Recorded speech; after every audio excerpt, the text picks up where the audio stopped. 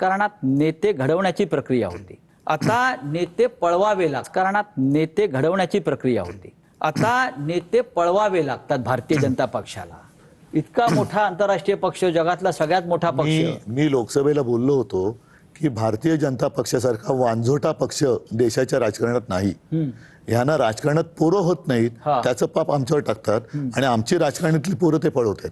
आता या पोरांना कसं काय तुम्ही आवर घालणार? आमच्याकडे पोरं म्हणजे प्रक्रिया सुरूच आहे. तिकडे तुमच्याकडे बंदी नाहीये. मोहन भागवत बोललेत ना. हो, म्हणजे तुम्ही हिंदुत्वाचं पालन करताय त्यांच्या दृष्टीनं. नाही, दुसरं असं आहे की या वेळेला भारतीय जनता पक्षात बंडखोऱ्या झाल्या. भारतीय जनता पक्षातून लोक बाहेर गेले. तो पत्ता जसं राज म्हणाल तसा आता हालायला लागलाय बंगला.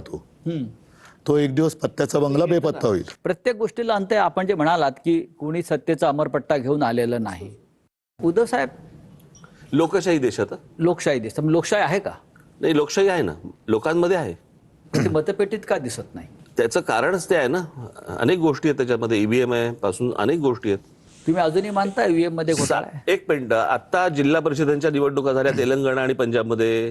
जिकडे बॅलेट पेपरवरती झालं. तेलंगणामध्ये 7 नंबरला गेली बीजेपी, भारतीय जनता पक्ष, आणि पंजाबमध्ये 4 नंबरला गेली. हे बॅलेट पेपरवरती तर सिद्ध झालंच ना. कर्नाटकात सुद्धा त्याच पद्धतीनं झालं. मग बॅलेट पेपरवर निवडणुका घेणं राज्यातल्या हा राज्य निवडणूक आयोगाचा अधिकार आहे. राज्य निवडणूक आयोग या महाराष्ट्रामध्ये निवडणूक आयोग नावाची संस्था अस्तित्वात आहे का? भारतात कुठे आहे? देशात कुठे आहे? नाही तर आमचं म्हणणं ऐकलं असतं ना त्यांनी. की आपण स्वतः त्यांच्याकडे गेलात, प्रेझेंटेशन दिलं, सगळं सांगितलं, सगळं सांगून झालं. आताही काल मनसेचे नेते बिनविरोध जे लोक निवडून आले त्याविरुद्ध याचिका घेऊन गेले. बघू काय होतंय. शिंदे गटाचं किती आव्हान वाटतंय? कारण त्यांच्याकडे आपलं चिन्ह आहे.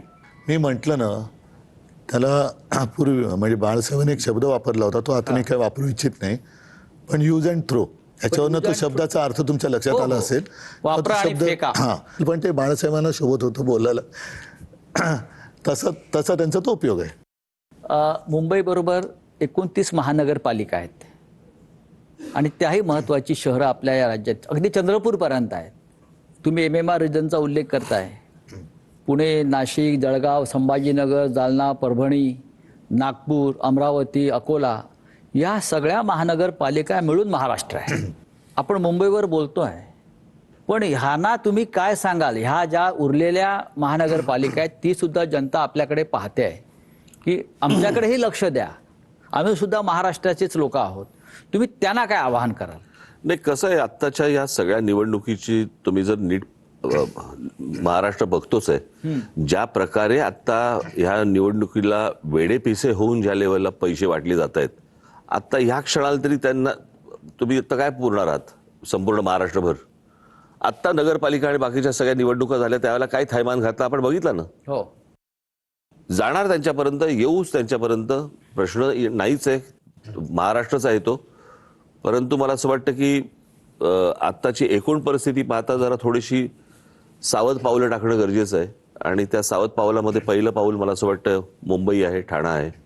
पण ह्या इथले जे मतदार आहेत त्यांना, म्हणजे आम्ही दोघंही मिळून सांगतोय की आता तुम्हाला राज्यकर्त्यांकडनं काही अपेक्षा ठेवण्याची गरज नाही आहे. तुम्ही राज्यकर्त्यांना दिशा दाखवली पाहिजे. म्हणजे भले ते पैसा वाटतील, दारू वाटतील, ड्रग्सचा पैसा वगैरे सगळं येतोय, पण महाराष्ट्र हा लाचार होत नाही हे दाखवण्याची आता गरज आहे. हे बरोबर आहे. पण आता मुंबईसह अनेक शहरांमध्ये मराठी माणूस नक्कीच आहे, पण इतर सुद्धा समाज आहे ना. मुस्लिम बांधव आहेत, ख्रिश्चन बांधव आहेत, जैन आहेत, पारशी आहेत. ते आपल्या बरोबर राहतील का? नक्की राहतील. का नाही राहणार? तुम्ही हिंदुत्व विरोधी ह्याचा हिंदुत्वाशी काय टिकावू शकते? नाही, मी तर बोललोच, ह्याचा हिंदुत्वाशी काय संबंध येतो? मी उद्या मंदिरात जाऊन समजा मी पाया पडतोय, पाणी तुम्ही सांगाल की मला तू गंगेचं पाणी पी, नाही पिणार मी. गंगा उगम पावते, तिकडचं कदाचित पिईन मी. उद्धवजी, प्रबोधनकार ठाकरेंचं हिंदुत्व आपल्याकडे जे राजजी म्हणतात, तुम्ही जे म्हणताय की मला घंटा बडवणारं हिंदुत्व नको आहे, पण नाही पटत, ते नाही पटत ना. तुम्ही तरी हिंदू